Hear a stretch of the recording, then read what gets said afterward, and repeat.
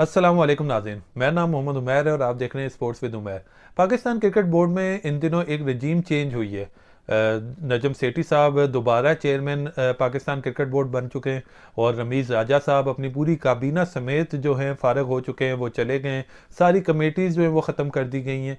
देखा जाए तो नजम सेठी साहब 4 साल बाद वापस आए। उनका जो पिछला दौर था उस पर अगर हम एक नज़र डालें तो वो एक कामयाब चेयरमैन रहे हैं पाकिस्तान क्रिकेट बोर्ड के। उनके टाइम में पीएसएल जो पाकिस्तान का ब्रांड है, सबसे बड़ी चीज़ पीएसएल शुरू हुई पाकिस्तान में। उसके अलावा हम देखें टी20 में हम नंबर 1 रहे नजम सेठी साहब के टाइम में। जो क्रिकेट वापस आई पाकिस्तान में वो नजम सेठी साहब के टाइम में वापस आई। तो नजम सेठी साहब का जो पिछला दौर है वो भी अच्छा रहा। अगर यहाँ हम थोड़ा सा कंपैरिजन करें नजम सेठी साहब का और रमीज़ राजा साहब का, तो इसमें थोड़ा सा फ़र्क ये है कि रमीज़ राजा साहब जो है वो एक क्रिकेटर थे और क्रिकेटर एक अच्छा क्रिकेटर होता है, वो क्रिकेट सेंस तो रखता होता है, लेकिन ज़रूरी नहीं है कि क्रिकेटर जो है वो इंतज़ामी मामलात भी अच्छे से चला सके। वो उसकी फील्ड किसी क्रिकेटर में ये एबिलिटी होती है कि वो इंतज़ामी मामलात अच्छे से चला सके, लेकिन सब क्रिकेटर्स में ये नहीं होती। तो रमीज़ राजा साहब की क्रिकेट सेंस तो बहुत अच्छी है, वो बहुत बड़े प्लेयर भी रहे, माजी में कमेंट्री करते रहे, क्रिकेट से जुड़े रहे, लेकिन इंतज़ामी मामलात में मुझे ऐसा लगता है कि वो इतने ज़्यादा मजबूत नहीं थे और इतने बेहतर नहीं थे। अगर आप नजम सेठी साहब को देखें तो इंतज़ामी मामलात जो हैं उनमें वो बहुत अच्छे हैं, उनकी कारकर्दगी अच्छी है। और दूसरी तरफ अगर आप देखें, अभी उन्होंने प्रेस कॉन्फ्रेंस भी की, उसमें एक सवाल के जवाब में उनका कहना था कि जो सिलेक्शन कमेटी होगी, जो सिलेक्ट करेगी प्लेयर्स को, वो काम मेरा नहीं होगा, वो मेरा इनपुट नहीं होगा, वो मेरी फील्ड नहीं है, वो क्रिकेटर्स ही करेंगे और सिलेक्शन कमेटी में क्रिकेटर्स को ही भर्ती किया जाएगा। तो ये एक अच्छी चीज़ है कि एक जो इंतज़ामी मामलात हैं वो बंदा चलाए जिसको इंतज़ामी मामलात की सेंस हो, और क्रिकेटर्स से जो इंटरेक्शन करना है या टीम सिलेक्शन करनी है, बाकी मामलात हैं वो क्रिकेटर्स ही करें। तो वो कहते हैं जिसका काम उसी को साझे। तो मेरा ख्याल है कि बेहतर है। नजम सेठी साहब इसलिए बेहतरीन भी हैं, और रमीज़ राजा साहब के टाइम पे शायद यही गलती हुई कि ये सोच लिया कि एक क्रिकेटर है उसको चेयरमैन पाकिस्तान क्रिकेट बोर्ड लगा दो तो शायद वो पूरे मामलात भी अच्छे से चला ले, लेकिन ऐसा हो नहीं सका। बहुत सी चीज़ें ऐसी हुई, जैसा कि 2019 का जो आइन बना था उसमें सारी डिपार्टमेंटल क्रिकेट जो थी उसको ख़त्म कर दिया गया था। डोमेस्टिक लेवल की जो क्रिकेट थी उसके साथ बहुत बुरा सलूक किया गया था। तो नजम सेठी साहब ने आते ही 2014 का आइन बहाल कर दिया और दोबारा से डोमेस्टिक क्रिकेट जो है उसकी तरफ जा रहे हैं। अगर हम देखें तो जो हमारे पास अभी प्लेयर्स आ रहे थे वो सारे पीएसएल से ही आ रहे थे, पीएसएल में सिलेक्ट होते थे वहीं से आ रहे थे, डोमेस्टिक से तो आना ही बंद हो गए थे। इससे पहले हमारा डोमेस्टिक का निज़ाम अच्छा था और अब ये एक नया निज़ाम बनाने जा रहे हैं और अच्छा बनाने जा रहे हैं। उम्मीद है कि अच्छे लेवल पे होगा। फिर अगर आप देखें, रमीज़ राजा साहब ने एक स्टेटमेंट भी दी थी पेशावर के हवाले से पिछले दिनों के। पेशावर रेड फ्लैग है। देखें, कुछ चीज़ें होती है, सिक्योरिटी कंसर्न होते हैं, लेकिन आपको अपने जो अल्फाज हैं वो बहुत सोच समझ के चुनने चाहिए। आपके सामने इंटरनेशनल मीडिया होता है, आपकी जो बात है वो किस तरह बाहर जा रही है वो बहुत ख्याल करना चाहिए आपको। जावेद अफरीदी साहब जो पेशावर ज़ुल्मी के सदर हैं, उनकी ये ख्वाहिश थी कि पेशावर में भी मैचेस हों या पेशावर ग्राउंड में इंटरनेशनल प्लेयर्स आएँ, क्योंकि उनकी टीम है पेशावर से ताल्लुक़ रखती है। तो उनकी इस ख्वाहिश के जवाब में रमीज़ राजा साहब ने एक स्टेटमेंट दी कि पेशावर तो अभी रेड फ्लैग है, वहाँ पे सिक्योरिटी क्लियरेंस नहीं है।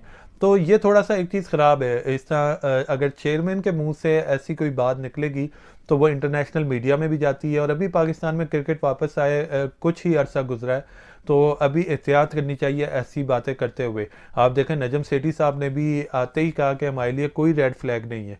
उन्होंने ये बोला है कि अभी हम इस साल जो है पेशावर नहीं जा रहे टीम लेके, पीएसएल पेशावर में नहीं होगी, लेकिन उन्होंने बात इस तरह घुमाई। उन्होंने कहा कि हमारी कोशिश है कि हम कोयटा भी जाएं, और इस साल पीएसएल 8 जो है उसके 1-2 मैचेस कोयटा में भी होंगे, बुगटी स्टेडियम में, जो कि एक बहुत अच्छी बात है। उन्होंने कहा पेशावर भी हम जाएंगे, लेकिन शायद इस बार नहीं जा पा रहे। और ये एक तरीका होता है बात करने का। इसलिए मैं कहता हूँ कि क्रिकेटर जो है ज़रूरी नहीं है, एक अच्छा क्रिकेटर जो है वो एक अच्छा इंतज़ामी मामलात को भी चलाने वाला हो।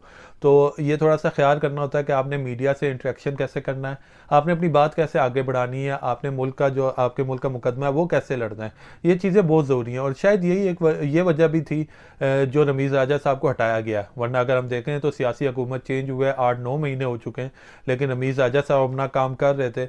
लेकिन अब रमीज़ राजा साहब को हटा के नजम सेठी साहब को वापस लाया गया है। अब जैसे ही नई इंतज़ामिया आई पाकिस्तान क्रिकेट बोर्ड में, नजम सेठी साहब वापस आए, तो नई बातें शुरू हो गई कि अब क्या होगा। होगा, उनसे सवाल शुरू हुए। उन्होंने आते ही एक दो प्रेस कॉन्फ्रेंसेस भी कर दी और सबसे पहले अगर आप देखें तो उन्होंने पहली प्रेस कॉन्फ्रेंस में बता दिया कि हम सब कुछ ख़त्म कर रहे हैं, और ऐसा लग रहा था कि नजम सेठी साहब जो वो रमीज़ राजा के जो टाइम था उससे बिल्कुल भी खुश नहीं थे, उनकी चीज़ों से एग्री नहीं करते थे।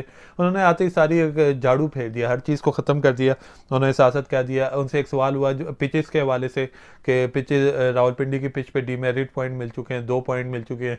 तो उन्होंने कहा नहीं, हम पिचेस पे पूरी कोशिश कर रहे हैं कि हम अच्छी पिचेस बनवाएं, और जैसे अभी न्यूजीलैंड की टीम पाकिस्तान आ चुकी है और उसमें जो सिलेक्शन हुई थी उस पर भी बात हुई थी, उस पर भी बहुत ज़्यादा पॉइंट उठे थे कि मीर हमज़ा जो डोमेस्टिक में अच्छा परफॉर्म कर रहे हैं उनको नहीं लिया गया था।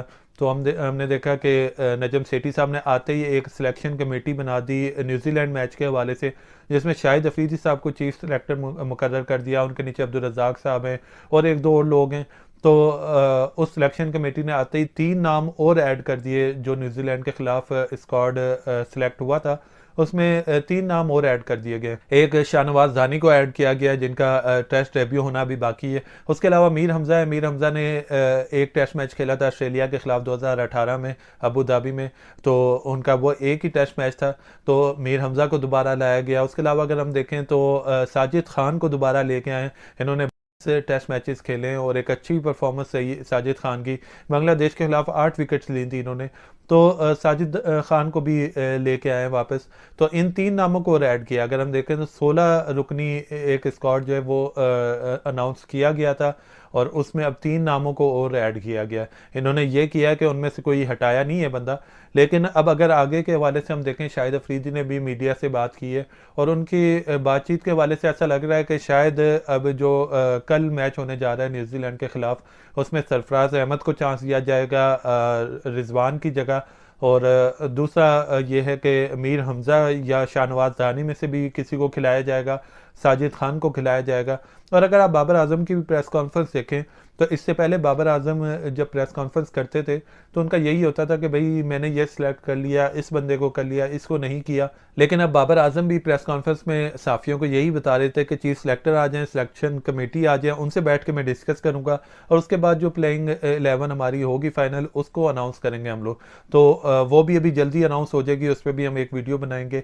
तो उम्मीद है कि ये सब होगा। अगर हम जो टीम सिलेक्ट हुई है उस पर अगर हम बात करें तो कामरान गुलाम, जिन्होंने डोमेस्टिक में एक अच्छा स्कोर किया, टॉप स्कोरर हैं, कामरान गुलाम को चांस दिया गया। ये एक अच्छी बात है कि हमारे पास लड़के आ रहे हैं और उनकी तरफ हम देख रहे हैं। तो मेरा ख्याल है कि अगर रिजवान जो है वो टेस्ट में सही तरह परफॉर्म नहीं कर पा रहे तो इस दफ़ा सरफराज अहमद को चांस देना बहुत ज़रूरी है। रिजवान T20 और वनडे में परफॉर्म कर रहे हैं, सरफराज अहमद को कम से कम टेस्ट में चांस दिया जाए। कुछ लोगों को रेस्ट देना चाहिए कि आपको टेस्ट में हम रेस्ट दे रहे हैं, आप वनडे में आएँ, और कुछ को वनडे में रेस्ट दें, उनको टेस्ट में लेके आएँ। तो इस तरह की टीम सिलेक्शन होनी चाहिए। अगर हम देखें डोमेस्टिक में कायद-ए-आज़म ट्रॉफी में मीर हमज़ा ने 16 विकेटें ली थी, और इसके अलावा साजिद खान की अगर आप बात करें तो साजिद खान ने 21 विकेटें ली हैं 7 मैचेस में। शाहनवाज दानी जो हैं वो अभी जो डोमेस्टिक में कायद-ए-आज़म ट्रॉफी हुई है उसमें 2 ही मैच खेल सकें, तो लेकिन शाहनवाज दानी को भी अगर हम इतने अरसे से साथ लेके चल रहे हैं तो उनका भी डेब्यू करवाना चाहिए, उनको भी खिलाना चाहिए। तो ये एक मैं कहता हूँ अच्छी चीज़ है। सिलेक्शन कमेटी पे तनकीद हो रही थी शाहिद अफरीदी पे कि शाहिद अफरीदी कैसी टीम सेलेक्ट करेंगे, लेकिन मेरा ख्याल है कि अब इनको चांस देना चाहिए। जो पहले लोग थे उनको चांस भी दे के देख लिया और उनके जो रिज़ल्ट आया वो भी हमने देख लिया। अब जो नई कमेटी आई है इसको भी चांस देना चाहिए, और इनका जब तक रिज़ल्ट नहीं आ जाता जब तक हमें इन पे तनकीद नहीं करनी चाहिए। एक और चीज़ जो नजम सेठी साहब ने कही कि वो शुरू से इस चीज़ के हामी रहे कि जो कोचेज़ हैं वो फॉरेन कोचेज़ होने चाहिए, बाहर से आने चाहिए। जैसे कि उन्होंने मिकी आर्थर को वो लेके आए थे, लेकिन मिकी आर्थर का जो रवैया था खिलाड़ियों के साथ उस पर भी काफ़ी तनकीद हुई थी उस टाइम पे कि मिकी आर्थर जो है वो बहुत सख्त हैं, गालम गलोच भी कर जाते हैं। तो उनका कहना है कि वो दोबारा फॉरेन कोचेज़ को ही लाएंगे, जो पाकिस्तानी स्टार्स हैं उनको नहीं लेंगे कोचिंग के लिए। लेकिन मेरा ख्याल है मैं यहाँ पे थोड़ा सा डिसएग्री करूँगा नजम सेठी साहब की बात से।